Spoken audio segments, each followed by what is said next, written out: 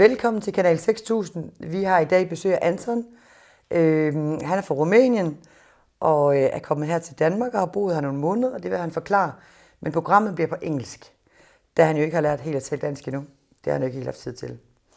Welcome, Anton. Welcome. Thank you for the inviting.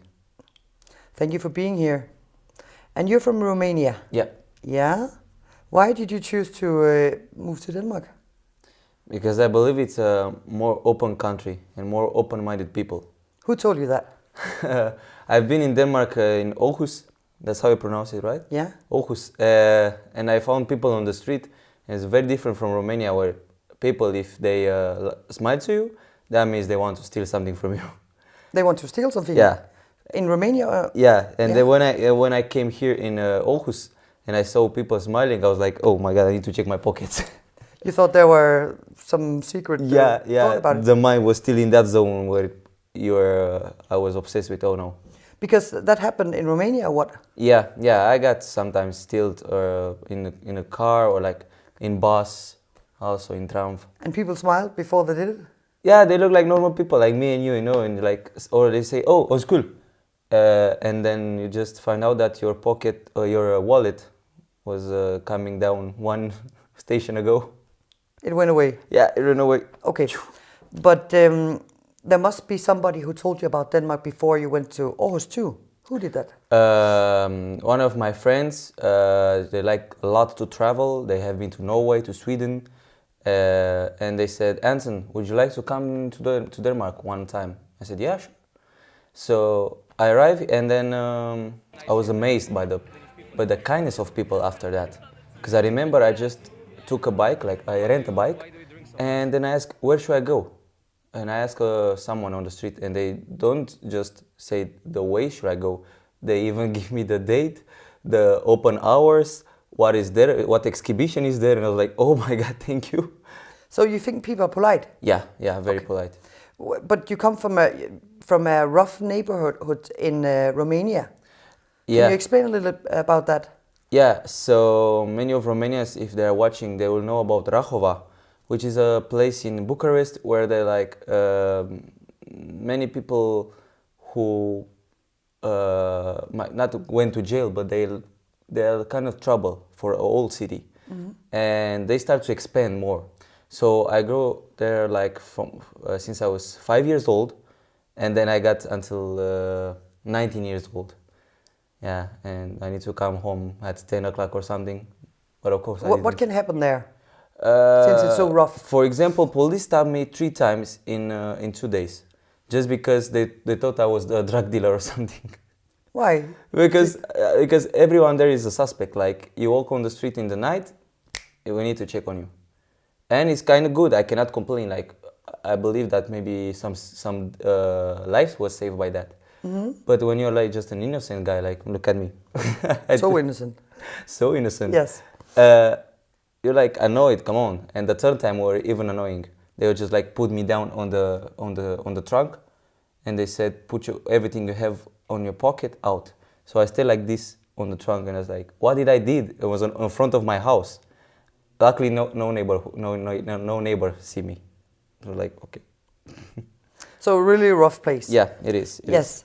And then you decided to come to Denmark to do what? To study.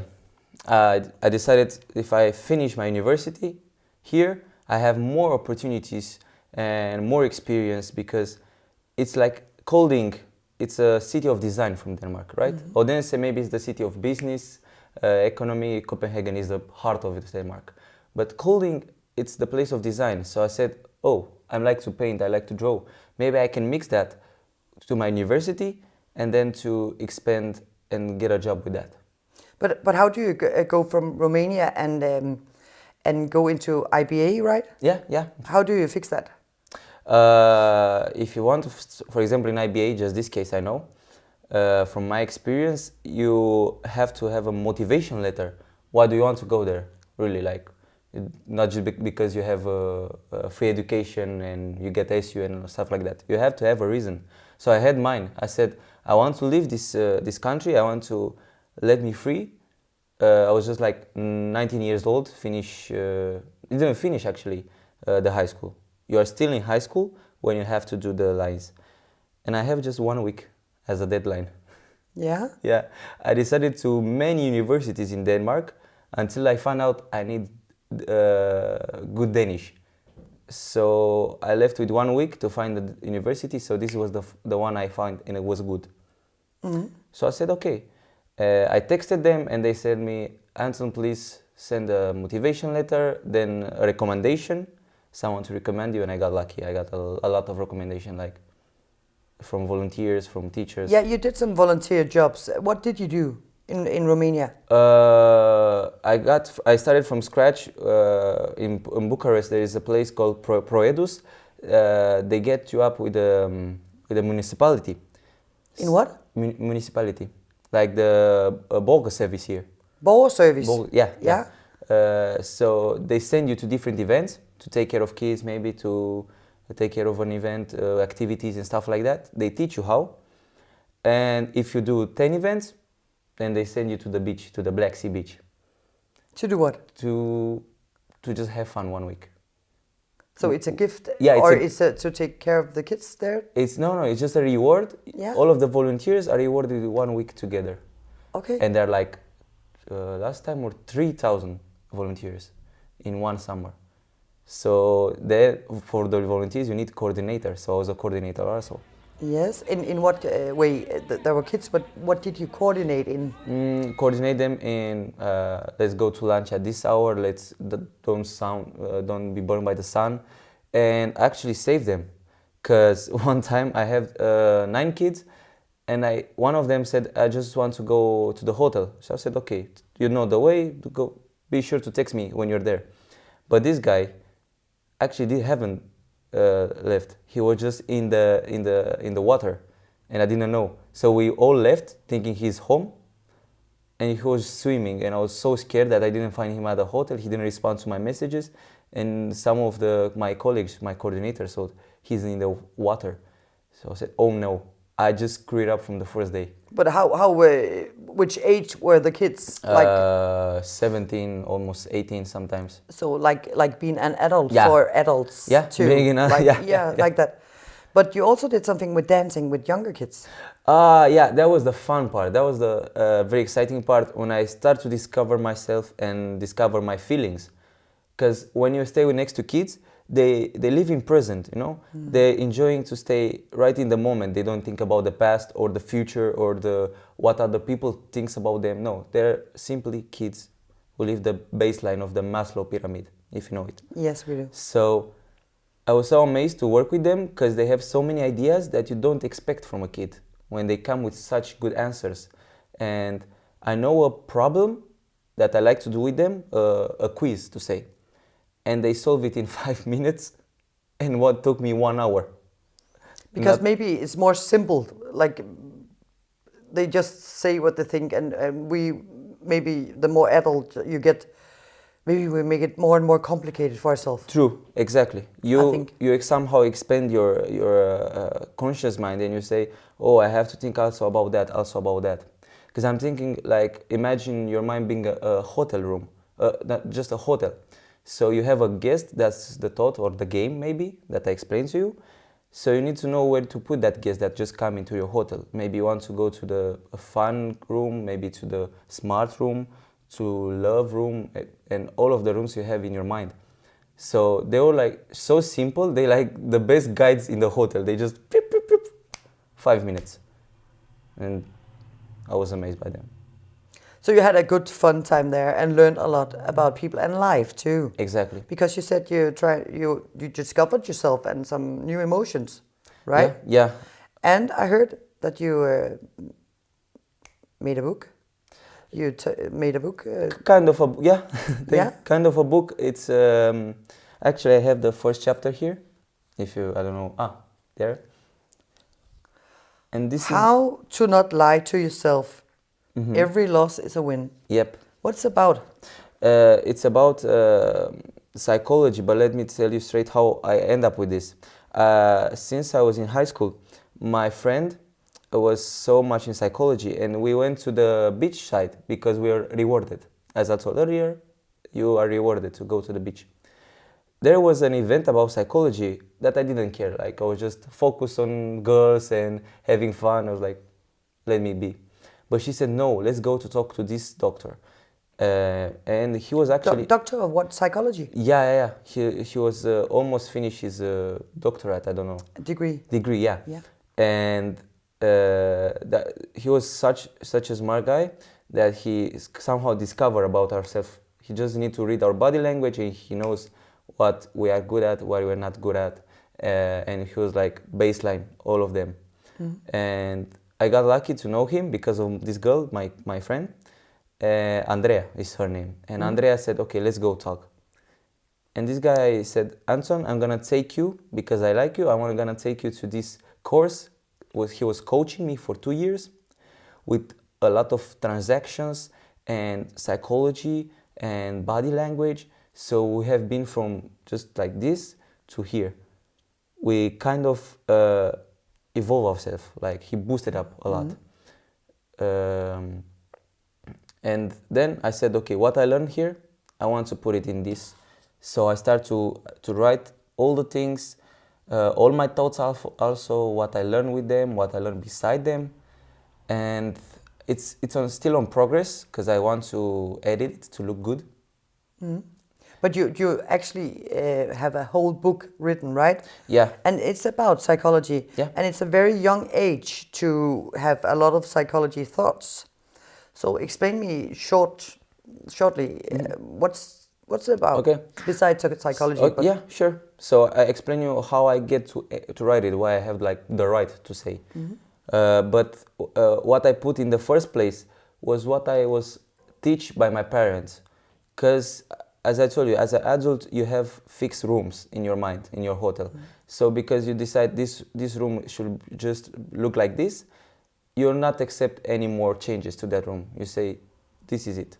For example, when you say to your kid, Santa Claus is coming, he believes it. But actually, it's not that true. So I decided to let me explore a little bit and discover that many things that my mom told me, and especially my dad told me, were not true. Like Santa Claus? Yeah, like Santa Claus. This is not for kids. Santa is maybe out there. We don't know. But one of the things I was depressed by. Yes, it was very sad. Yeah, very sad when I found out. But yes. Yeah, and these things, when I think we live by the life of others, we live by someone else's beliefs. Many people do. Yeah, exactly. So the book is about not living like other people want you to live. That's why, how to not lie to yourself. Because if you want to copy someone else, that means you want to sell yourself. Yeah. But did you ever lie to yourself since you came up with the title? Something that you recognize, like... Of course, you learn by every day. You like discover new things that you thought was right. What did you learn today? What did I learn today? For example, okay, this is a simple one. But I was thinking Mac is so complicated for me that I cannot fix anything inside. But actually, I don't speak so good Danish, and not even Mac. They're like different languages for me.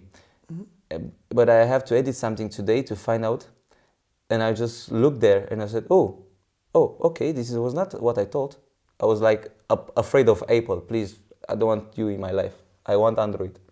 And this is the most common example, the most simple one.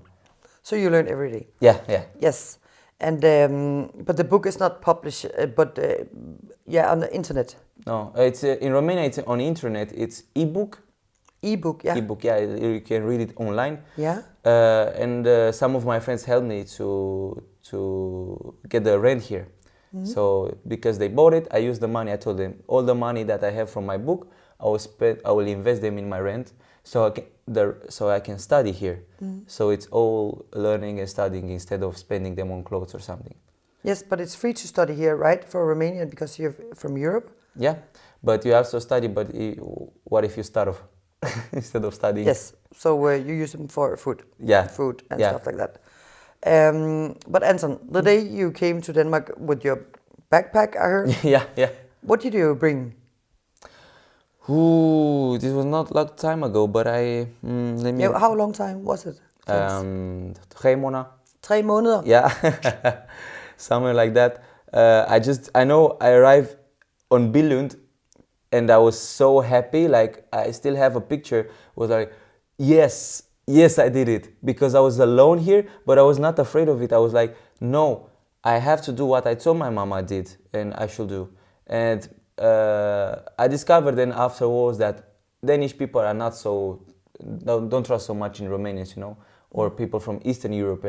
But I didn't care in the first moment. I was like, let me have everything I can.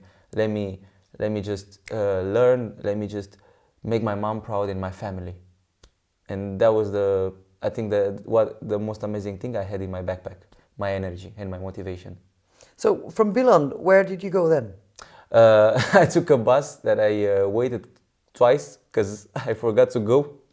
I was misunderstanding the numbers, and also sometimes they say in Danish, like the bus 900X is coming. Yeah. And I don't know 900X in Denmark, in No, Danish. no. Like, okay.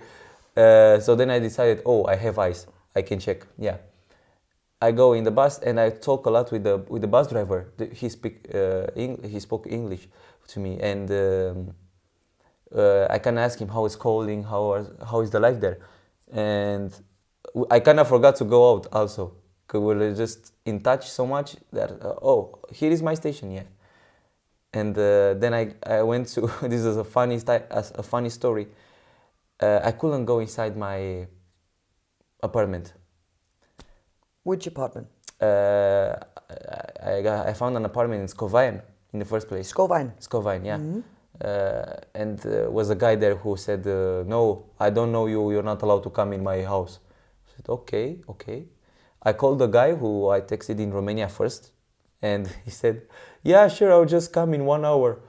I waited there a little bit, and then he just texted me, actually, I think it will be like 4 hours. Oh my God, what should I do? I just arrived. So you stood there waiting? No, I went to McDonald's. Okay. Yeah. To get filled up. Yeah, and use have some energy. And use the free Wi-Fi. The free, yeah, because you use a lot of free words, like because you have to. Yes. Yeah.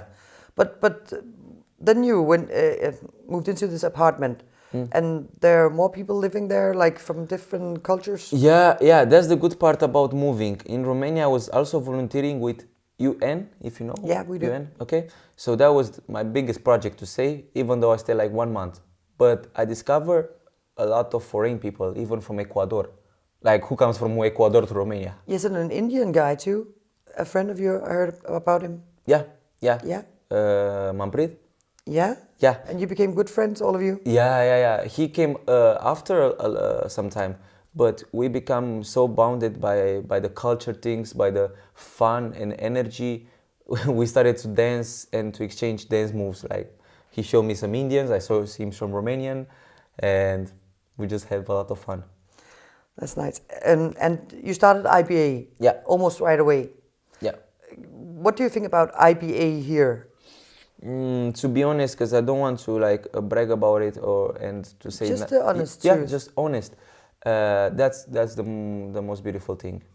If you can live by honesty, then everything is clear in life. And to get to the point, I discovered IBA as a good university. They just moved the new building. They have everything new. Even the teachers didn't know where's the bathroom sometimes. They're like, so new. Yeah, so new, Yeah. that new. But then I discovered somehow that many people from previous years, when the building was in other place, they finished IBA, but they didn't talk Danish. They were foreigners. So they didn't have a life here. They said, okay, I'm going to move back to my country. Yeah. What's your plan when you finish IBA? My plan is to finish the book. I just have this idea since I was in 10th grade in the high school. I always finish first in class. Then I decided this is something strange here about the system education. That even though you finish education, you do that because you want a job. But first you have to finish college. So you have to have good grades to go to college. Then you finish college with good grades, hopefully.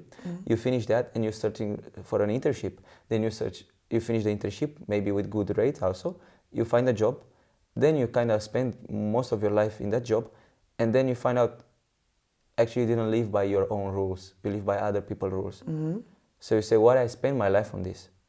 And I discovered many people who said the same story. Too many people. So I said, I'm afraid to be that old and be not satisfied with my life. So I said, I don't care what my mom said or my parents or like the world said. I want to be something that I'll be proud of in the end. If I die tomorrow, I will not care. I will say, I live it. You did what you wanted to do. Yeah. Like the book Yeah. is telling the story about. Yeah. Yes. There is this thing about IBA. I think it's an amazing building and amazing that it's possible to go for so many cultures to meet one place. But I met some of the people there, really nice, kind people. They all speak English. True. And many of them don't get to learn Danish. Why do you think it's like that? Doe je rat? Jeg har ret. Because they somehow divide our breaks somehow. Because you have the break at 11, for example, just the internationals, and then the Danish people I have at 12. So you kind of don't meet, just if you wait there, please come, please a Danish can come today to speak with me. Because it's a little sad, because for you who want to stay here, I think it's very important that you get to learn Danish. You will need it. Exactly.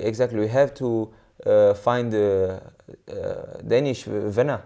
Friends, yeah. So then you are somehow obligated, like forced to learn it, because they speak Danish, and then what did you say? Did you say something bad about me? Did you just joke? You are curious, so then you can ask and test on someone who's native. Because if for example, I have a Romanian friend who speaks Danish, and I ask him, can you teach me? Maybe he doesn't know the right way, right? No, sure. Exactly. Do you think it's easy to get connected to the Danish people when you're Romanian, for example? Is it easy to make friends here? It's always depending on who you are, and also depending on who are you talking with. Yes, but for you, what was your experience? For me, most of the time was good, and the time I care about, people care about me also.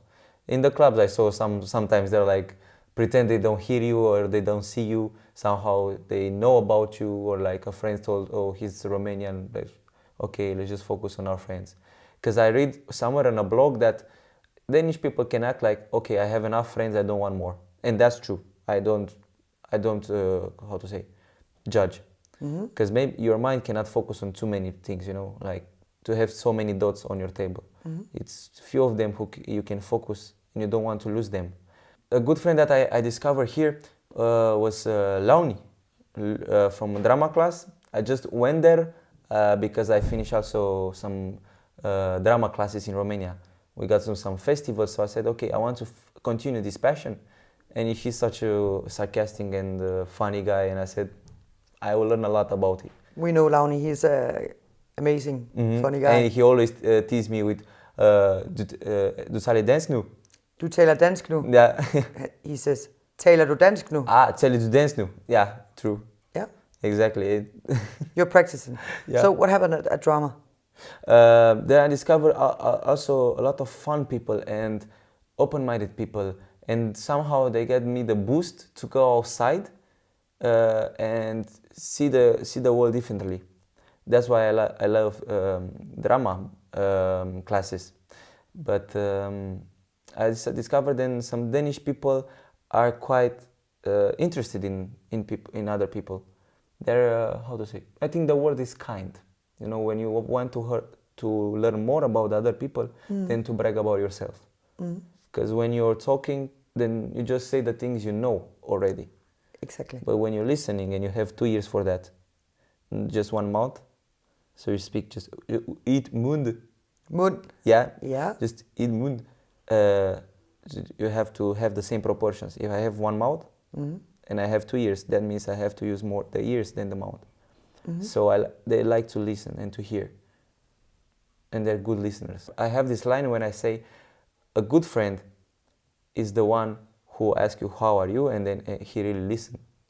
Yes, because it's easy to say, how are you? And just walk away. Yeah, exactly. And not go into it. Yeah, exactly. So that's how I got connected to the people, because then I decided to have more trust in Danish people. So I said, okay, I'm gonna talk to you more and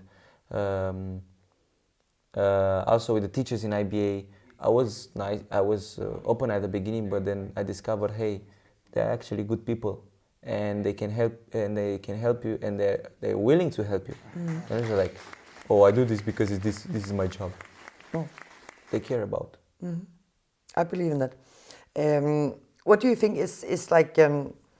Now you stayed here for about 3 months. Yeah. What do you think is most typical Danish? Like, if you have something Oh my that's God, very Danish. I have so many things, but the first thing I discovered, the first thing, I didn't even need to speak to someone to discover something about Denmark, was the traffic lights. Yes. Jesus, you have a 8 meters or like 10 meters wide range street, and you have to pass it in 2 seconds. Otherwise, it's going red. Yeah, we are warned in a good time. Yeah, you were in a good time, but it's going too fast. And I expected this is maybe because they want you to be active. To be like, okay, go faster. No, I don't think so. No? I was thinking because maybe you are active. It's people. security. We're very much into security. Yeah, but why should they change immediately red if I didn't have time to pass the whole street? Right?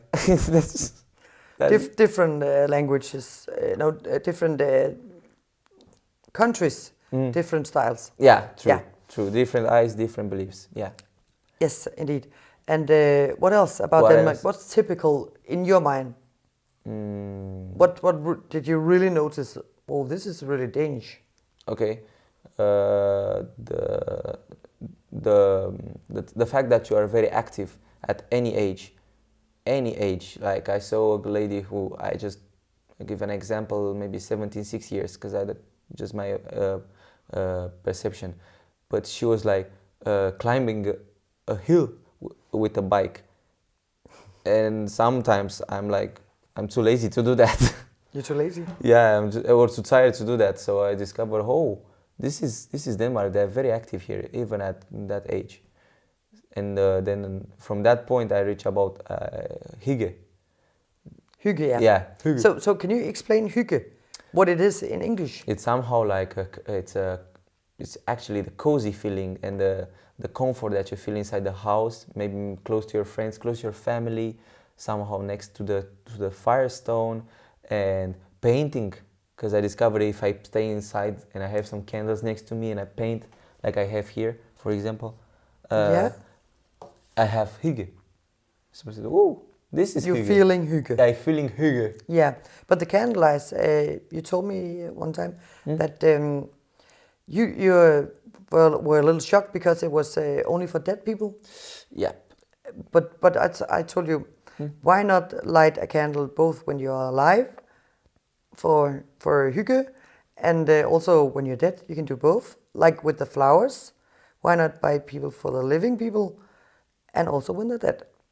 But you were like, why do you have candles everywhere? and that's because of what? That's because in Romania you don't put lights for just because you want to have hygge. We don't have that word in also, but because if someone died, that's why you'd put them, and that's the only time. Or if someone cut the energy. Yeah, but candlelights. Candlelights. Yes, not artificial light, you know. Yeah. But the candlelights also, if someone cut the energy, you have to put candles, and it happens all the time next. What to about Christmas? You don't have the candlelights on the Christmas tree? No. No. No, never. Okay. No, it's. That's very Danish to do that. We do. But the tree then is not on fire. We have a bucket of water nearby to be safe. Really, we do. Yeah. Yeah. And then you have the fire department very close to you. Yes, but we are in control most of the time. Yes, I think so. And what do you eat for Christmas? In Romania, we do a meat and also rice wrap around in a cottage, and that's called sarmale. Sarmale. Exactly. Yes. And we put skyr. Skyr. Yeah, but not with flavor like some kind of yogurt thing. Yeah. Yeah, natural skyr. Yeah. And for Christmas. For Christmas, yeah. Yes. And then you have to, my mom and also I think every mom from all around Romania, make a big bowl of sarmale, Yeah. and then you have to put as many as you can on the table, on your dish. Sorry, on your dish, and you have to eat them. And sometimes people reach the hospital in this Christmas time because they eat too much sarmale. They eat too much. Yeah. We have some cases of that too. Christmas night, I think some people will go to the emergency room for some stomach problems. I imagine myself being a doctor here, and That's a new dream for you, yeah. to be a doctor. Yes, but what do you think about Danish people? Do you think they're open-minded or are we quiet? What do you think so far? So far, some of them are open-minded. Some of them just like let me be and let me stay in my zone. But most of them, I discovered they have the feeling that they feel a spark in everyone. You know, they feel like even though I'm in the bus station and I'm staying next to you, I don't judge you or like I'm not afraid to talk to you, because I think you and the Danish things, every person have something inside of them that can light a fire, to say. Like Lincoln said, I act with everyone like they're my superior in some way. So I think that's how you are here. Are you open-minded because you believe in everyone and you have like universal power? Almost. Yeah, yeah. Of course, we're not blindly trustful. I'm not. Yeah. But I think we, in common, trust many people. But it's true, and it sounds very rude. But this Romanian thing you started with saying, like oh, they're probably gypsies stealing. It's true. I heard a lot of Danish people say that. Oh, take care. Just to be honest. Yeah. Yeah. Did you notice anything about that here? That some people were judgmental to you, or said something for fun? Oh, okay. So when I don't know if it's judgmental, but every time I do this joke, hey, they ask me "Vocomo duha," and I say "Yaka for Romanian." They say, "Oh, Romanian," and they somehow look away. So I have to strike next to them and say, "But I'm the good guy from Romania. You still have the pockets." Yeah, because actually, the gypsy thing is. I heard that Romanians, the gypsies come from another place. That's not really from Romania. So Exactly. you're not happy about the stealing gypsies either. Christina, I deserve this job, definitely. I heard it. Because I didn't know. No, but that's the truth. That's the truth. They're not Romanians. First time, if I can speak a little bit history, they just came from India, from Asia. They said we need somewhere to live and evolve, and I believe them. But they moved to Romania, and we somehow treat them like slaves. And the most common thing were they to sing. You know, they are good singers. So we ask them to sing at weddings or something. And then from that point, they go bigger communities. They bond it together. They fight them. Hey, why we are slaves? Let's fight for the Romanians.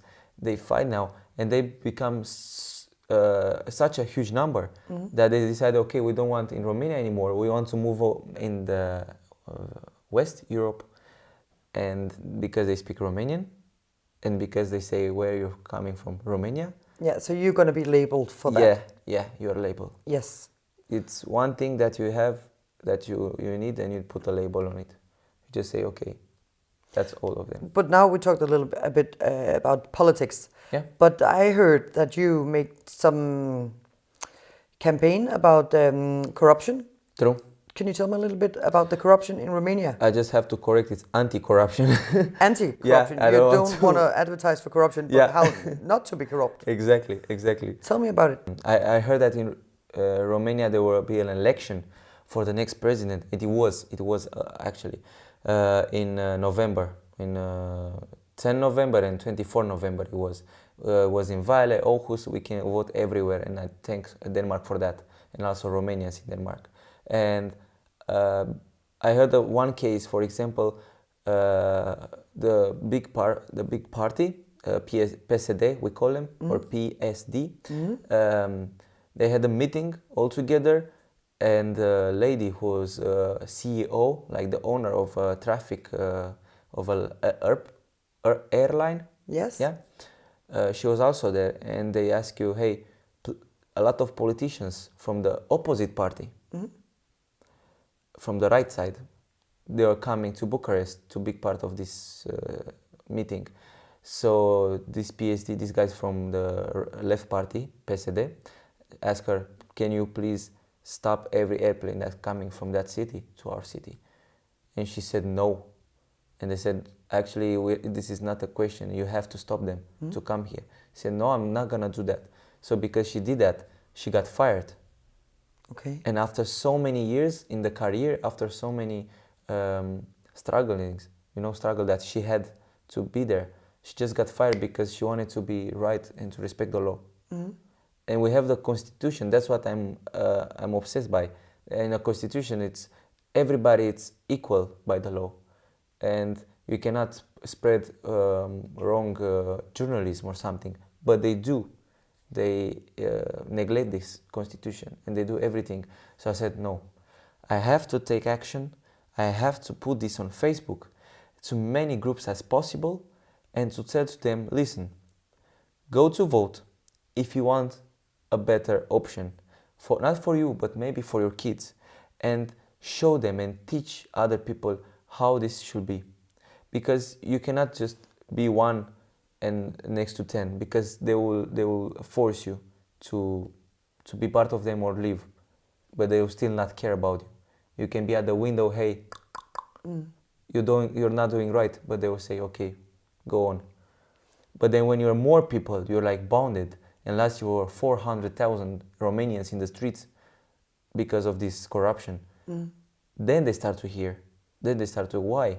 Why are people spending their time in the snow or in the winter and in the cold just to protest about something? Something should not be right, and it wasn't. So I said, okay, I will do this video about it. I think it's amazing that such a young guy does such an effort to change something, even though it's very rough to get your word out there.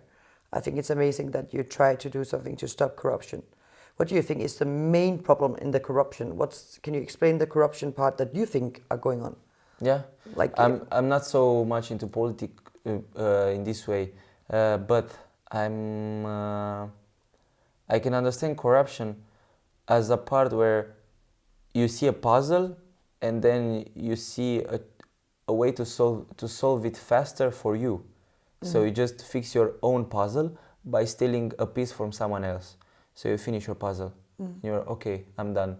I can go home and live a happy life. But yeah, because you told me that the parliament, not the parliament, what do you call it? Government? The government takes so many of the money because you have to work like 3 jobs to support a normal family, to sustain a family. My mom is that. My mom works 3 jobs just for maintain my brother and her. And you have to work that because the minimum salary is 300 euros and maybe it's more or less like other countries also. But it's because they start to get more, to tax more. And then you're gonna say, it was a joke also, in Germany they give you maybe 2,000 euros and you need 1,000, so do whatever you want with the rest, with the 1,000 that you left. Maybe then you go to USA, so okay, so we give you $3,000, you need 1,500 to live, do whatever you like with the rest. Then you go to Romania, okay, you need we give you 300 euros, you need 1,000 to live, I don't care where you get the rest. No, but I understand what you said. But you also met the Danish tax system here. Yeah. What do you think? Too many taxes. Yes, but did you notice what they're used for? Yeah, they're used for the medical system and for the schools and maybe for things that I'm not even aware of. Somehow it's good because it's controlled. It's democracy, but it's controlled democracy. It is okay, you can do whatever you like. I heard that you are allowed to speak whatever you like. The freedom of speech. Exactly. We care very much about that. We're very protective about it. Okay, so I cannot just say to someone, hold keft. Yeah, you can, but you'll get a reaction, probably. But that's a freedom of speech. But of course, we cannot be like racist, and there are different things that. and xenophobe or something. Yeah, extremes like there'll be problems. True. But speak your mind. Exactly. Yes. Exactly. Yes. But what in your spare time when you finish school and when you finish everything, your projects in school, because what is it that you do in school? What's this education about? We study multimedia. I study multimedia design. I say we because I'm thinking of Romanians who are in my class. Are you making homepages? Yeah, homepages. Yeah, websites, lands, and applications also, and sometimes we make animations. Yeah. And that's the most fun part for me. Is like you use a lot of time to do maybe 30 seconds or 1 minute of an animation, but in the end, it's something that you product, and people can use it from now low, like 100 years or maybe more. They can still have it. And So you're gonna end up after this 3 years of education, being a multimedia designer. multimedia designer. Yeah, multimedia means multi things. You can do. Yeah, but how did you in such a short time, because you only went there 3 months? Yep. How do you already know how to make a homepage? Because they teach us the basic parts, and then you, of course, it's a matter of you want it or not. Because in life, for example, you can say I want to go to lose weight, or of course go to gym, or I want to stop smoking, or see my family, or I don't know, start a business.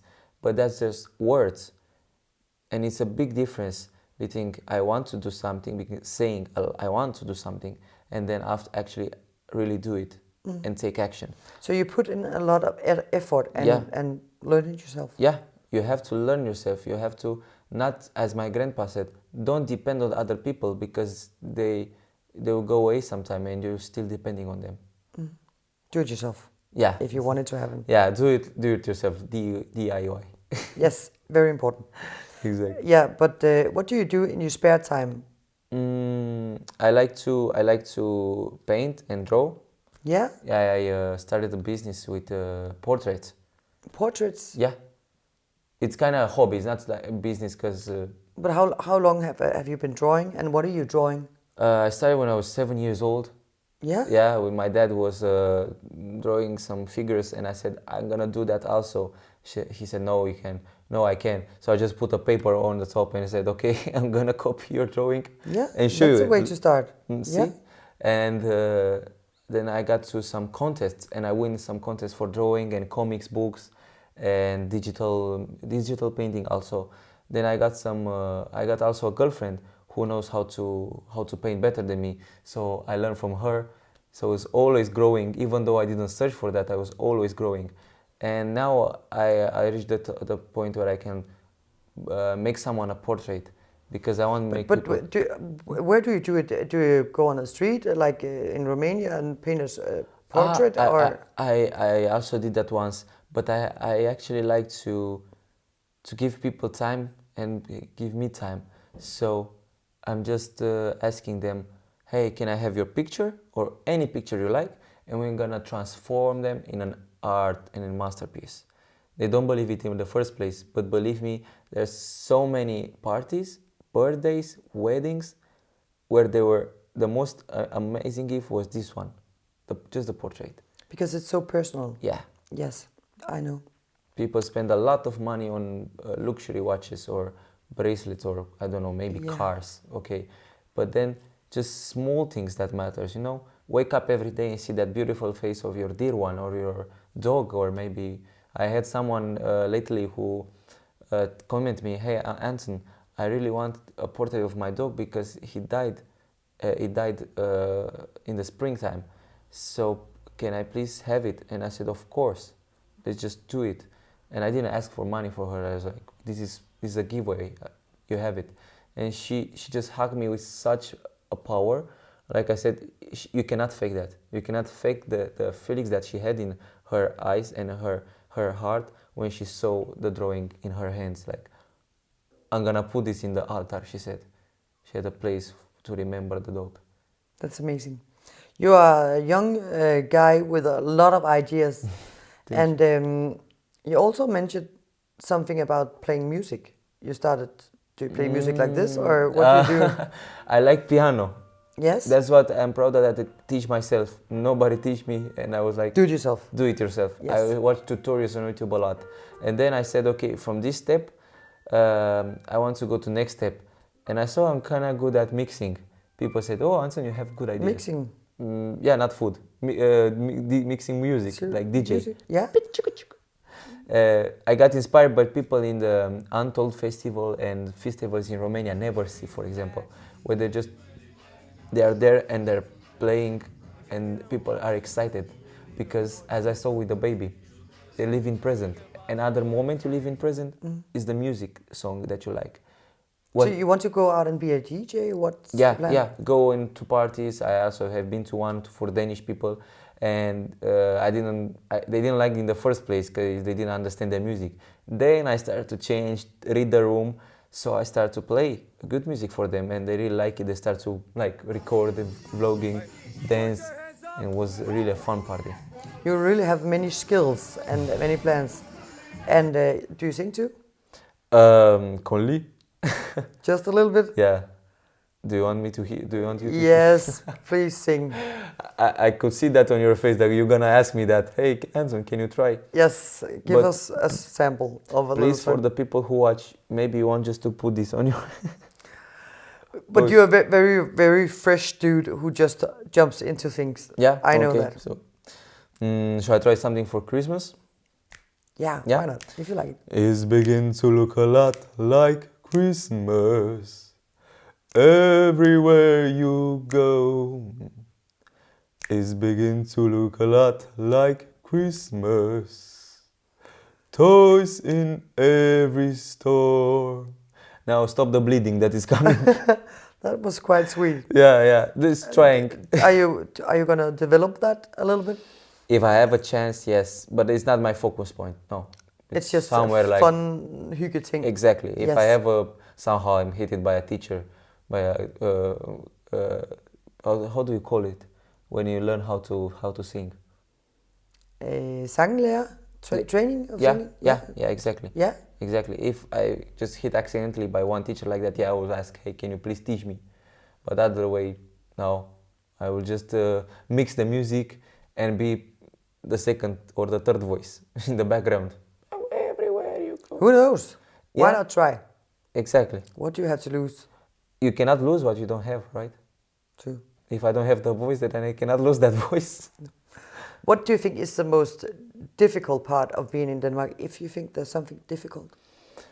Oh my God, you make everything very easy here in Denmark, like so many facilities, and you can actually be relaxed and going from school to work and coming home very, how to say, chill or maybe hygge, because you said, okay, tomorrow is gonna be a good day also.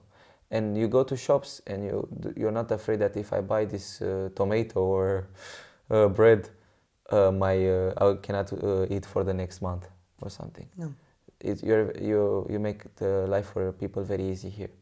We try to, I think. Yeah, but one difficult thing that I found, okay, it's not because of you, but it's because of the weather. The weather? Yeah, it's very windy. Sometimes it is, not always. Not always, yeah. Part of the year, yeah. What's it like in Romania? It's more warm in Romania. But you have snow in the winter. Yeah, we have, it's extremes. There is very, very hot in the summer. So you said, oh my God, when is the winter coming? And then in the winter it's very cold. It's like, oh my God, where is the summer coming? So we have extreme temperatures, like -10 maybe, -15, of course, more than that, but as an average. And then if you go to summer, when I left Romania in 22 August, there were 38 degrees. Okay, that's hot. Yeah, for me it was okay. And then I come to Denmark, it was not like very cold. Like, okay, there are 18 degrees, there were like 20 here. So it's 18 degrees difference from 38 to 20. Yeah. But I just heard a lady who said, oh my God, I need sun cream. I'm melting. Yes, I understand. It's 20 degrees, lady. What? Yeah, it depends on who you are. Anton, what do you think about the Danish language when you first heard it? Oh, okay. Was just gibberish. Gibberish. Yeah, I heard people actually speaking, and I could not pick a word. Like maybe one, if it was an English one. Can you tell me a little bit in Danish now? Jeg kan prøve Yeah, at snakke dansk I can try. Yeah. for dig, men jeg ikke taler med godt. Jeg taler ikke så godt Ja, dansk. ja. Jeg forstår, like I know the facial parts and the body parts. You understand? Yeah. Can you try that? Yeah, if I have it right with the pronunciation. Try. Give it a shot. Hår, Ja, hår, pande, pande, øjnebryn, øjenbryn. Øjne. Yes. øjne, Øjne, like ja. two of them. Nise, Næse, kinde, kinder. ja, So good. mund, Mund, læbe, læber, hage, hage, nække, nakke, ja, hals, hals, I hope, skulder, skulder. yeah. Yes. And then I can actually use some phrases that I learned from Google Translate. Det var Please do hyggeligt. so. Yeah. Det var hyggeligt at snakke med dig. Yes. Amazing. As I just searched that, so I know how to end a conversation with the Danish people, with the Danish guy or something. That means it was cozy, nice speaking to you. Mm-hmm. Yes. Then I just learned this lately. How to sauna my. Did you miss me? Yeah, and my teacher said no, not at all. You're so lucky. Yeah. But we use a lot of black sarcasm. Mm-hmm. Do you recognize that? I don't want to be rude, but the sarcasm here is like We like this dark, many of us, sarcastic humor. we are more sarcastic in Romanian. It's not to brag about, but we are like, I think we have better jokes somehow. I think we have better. Yeah. Depends. Because it's very difficult to translate a joke from one country to another because it doesn't always really work. What's yeah. funny in your world is not always funny in ours, and the same way around. Yeah. It's difficult. Yeah. Look, one we can try. It's in both languages. Tell me a joke. So, this is a real story, so it really happens to me. I'm trying also to be a stand-up sometimes. Yeah? Stand-up Why not? comedian. So I've been to KFC, you know? Yeah, I know. Kentucky Fried Chicken. So I have my friends, my Romanian friends, and they said, we're gonna order something. Said, why to use English when we can use Danish? So I go there straight to the girl, and I said, hi, undskyld, may I be menu helm 55? And she said, yeah. Will you have bacon eller ost? And I didn't understand what that meant. At that time, I didn't understand. Bacon or cheese? For me, it was just gibberish. So I said, yeah, tak. You're polite. Yeah, and she looked strange at me, and she put both of them. So she goes also, do you want to spise her or go hus or something like that. Or And- take it away. Or Yeah. take it away, yeah, but in Ud af huset. ud af huset, yeah. She didn't use the English word take away, because then I would understand. But she said like, do you want to eat here or go somewhere? And for me, I didn't understand also. So I said, yeah, tak. She didn't know what to do with that food. So she put a lot of ingredients. And I said, okay, can we switch in English and reduce that thing that I don't want? I'm not that rich. Can you just 55 coronas is okay. I reached 90 Just say coronas. that, yeah. Yeah. So But this is just misunderstanding that's becoming a little funny in the end, right? yeah. Yes, I know. Anton, if there's some Romanians out there and they're coming to Denmark or here in Denmark, will you give them some advice about Denmark if they're new here or if they've been here and didn't learn some Danish? Would you give them some advice? So if you want an experience and a lifetime experience for just 2 years, come here. You really be amazed, and you will deserve it. You deserve to live a better a better life. Why I said just 2 years? Because if I say better life, then means more. But you have to speak Danish, and I'm not that proud now. I just speak some of the words, some of the sentences. but if you want to stay here, you have to, because it's too difficult if you don't. And they will like you more. You got more contact. You gotta be a part of this family, to say, where in Denmark, and just come and see what's happening for you. And one thing you should do, bring some food, please. Which food? I miss Romanian food. Sarmale, doesn't matter. Everything from there. I just want to eat something from my mom. You miss your mom. Yeah, a lot. I understand that. Yeah, I'm gonna see her in 2-3 weeks. That's nice. It's gonna be a big hug, I think. Oh, I think 1 hour. 1 hour hug. Yeah. Yes, understandable. Oh, you give a lot of hugs here in Denmark. We do? Yes, that's your thing actually. You asked me before. Yeah, but you do something else with the 3 kisses, like No, they do in French, but we just we do 2 of them. Sometimes doesn't matter if they're boy or girls. Sometimes it matters, of course. But we just go and say, for example, like you show you, hey, hi, I see you, and you're like, Yeah. Going. And then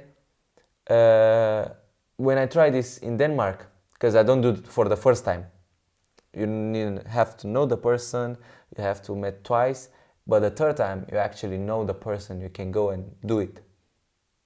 And I tried with a Danish girl, and she said, oh, Anton, where are you rushing? So why are you rushing? Yeah. Oh. Why are you rushing? Like, what I do? This is a salute from Romania. She said, no, you cannot do that. I was like, okay, sorry. We can just hug instead. Misunderstandings. Yeah. Yeah. Different cultures. But you seem to be a guy that would really fit into to Denmark with so many ideas, and it will be a good thing to keep you here. Of course, you miss your own country. There should be some changes there, in my opinion, with in the my corruption. country. Yeah. Yes. Yeah. And but you will be a gift for Denmark if you keep on learning Danish. You don't have to be Danish, but learn Danish and some culture things. Tak, jeg vil prøve. You're trying really good. You're making a big effort. And such a young guy, I said it many times, you really have many good ideas. So be proud of yourself. Thank you. And thank you for coming Thank you to the studio. Thank you.